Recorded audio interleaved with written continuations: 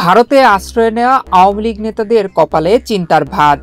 ভারত পাকিস্তান ইস্যুতে সম্প্রতি দেশটির সরকার অবৈধ নাগরিকদের বসবাস ঠেকাতে কঠোর অবস্থান নিয়েছে।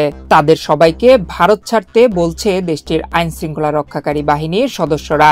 এরই ধারাবাহিকতায় বিভিন্ন অঙ্গরাজ্য থেকে অবৈধ বসবাসকারী বাংলাদেশিদের আটক করে পুশব্যাক করছে ভারত। ফলে দেশটিতে পালিয়ে থাকা আওয়ামী লীগ নেতাদের ওপর বড় রকমের মানসিক চাপ তৈরি হয়েছে। এই পুশব্যাকে আওয়ামী লীগের নেতাকর্মীরা এখনো না পড়লেও স্বল্প সময়ের মধ্যেই তাদের ওপর এই খড়গ নেমে আসতে পারে বলে ধারণা করা হচ্ছে।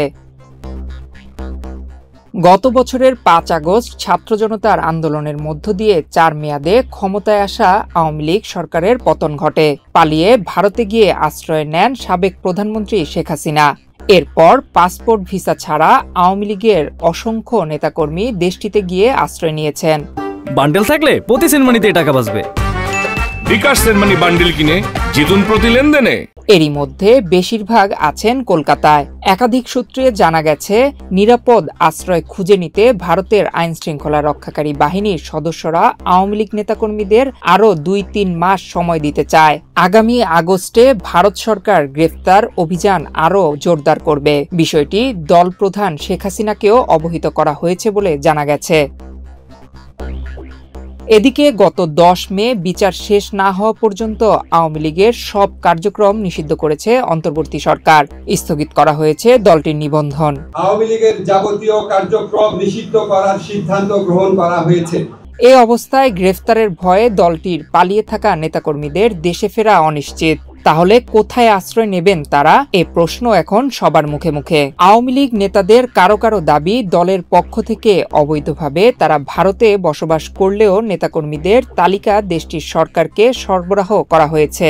মূলত সরকারের সবুজ সংকেত পেয়েই তারা সেখানে বসবাস করছেন। তবে যুদ্ধ ইস্যুতে অবৈধ নাগরিকদের ধরতে চলমান চিরুনি অভিযানে আওয়ামী লীগের নেতাকর্মীদের বিষয়ে ভারতের মনোভাব এখনো স্পষ্ট নয়।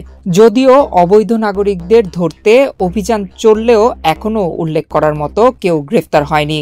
তবে বিষয়টি সবার উদ্বেগের কারণ হয়ে দাঁড়িয়েছে। ভারতে আশ্রয় নেওয়া আওয়ামী লীগ নেতারা বলছেন, দেশে ফেরার পরিস্থিতি সৃষ্টি হয়নি, ফলে ভারত ছাড়া তাদের জন্য বেশ বিপদের। এরই মধ্যে প্রায় ৫০ জনের বেশি বড় নেতা ভারত ছেড়ে আমেরিকা, ইউরোপে চলে গেছেন। বাকিরাও চেষ্টা করছেন পশ্চিমা কোনো দেশে পাড়ি জমানোর।